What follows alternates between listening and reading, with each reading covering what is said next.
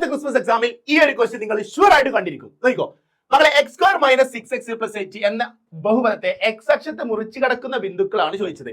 അപ്പോൾ എക്സ് ആക്സിന് മുറിച്ചു കടക്കുന്ന ബിന്ദു എന്ന് പറഞ്ഞാൽ x square minus 6x plus 8 equal to 0 ആകുമ്പോൾ എക്സ് കണ്ടുപിടിക്കണം. സോ നമുക്കറിയാം minus b plus or minus root of b square minus 4ac/2a എന്ന ഇക്വേഷനിൽ ചെയ്താൽ മതി. സോ അങ്ങനെ ഒന്നും ചെയ്യേണ്ട, സിമ്പിൾ ആയിട്ട് ഇതിന്റെ ഫാക്ടേഴ്സ് നമ്മൾ ഘടകങ്ങൾ പെട്ടെന്ന് എഴുതാൻ പറ്റുമല്ലോ.